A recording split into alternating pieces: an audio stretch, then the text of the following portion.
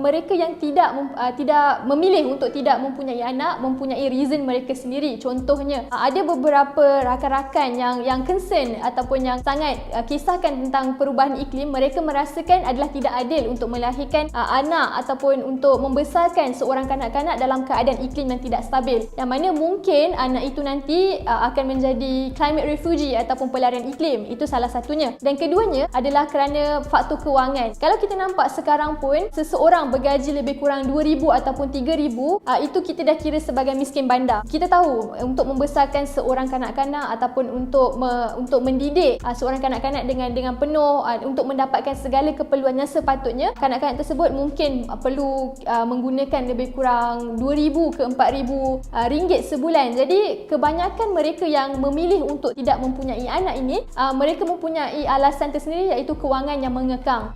Mungkin ada argument yang mengatakan bila menjadi seorang ibu, emosi kita akan lebih stabil, akan lebih mencintai seseorang ataupun mencintai anak itu lebih baik. Tetapi kita perlu ingat juga, dalam era yang serba menekan ini, berlaku banyaknya kes ataupun risiko kesihatan mental, yang mana antara ciri-ciri ketiga ataupun mengapa sebab ketiga orang memilih untuk menjadi child free adalah mungkin tidak capable on physical dan juga mentally. So bagi saya, betul, tak ada yang salah sama ada anda memilih untuk mempunyai zuriat ataupun tidak mempunyai zuriat. Dua-dua adalah pilihan yang tidak perlu kita tolak. Ada banyaknya faktor kenapa orang memilih untuk jadi child free. Sometimes kita rasa, kalau kita punya pendapatan yang meningkat, adakah orang child free perlu ada anak dan sebagainya. Tapi itu bergantung kepada individu tersebut. Kadang-kadang bila kita cakap gaji kita meningkat dan sebagainya, mungkin tanggungjawab kita semakin bertambah dan kita fikirkan mungkin kita tak mampu untuk menjaga anak tersebut dengan lebih baik. So bagi saya, golongan child free ni dia terlalu banyak memikirkan tentang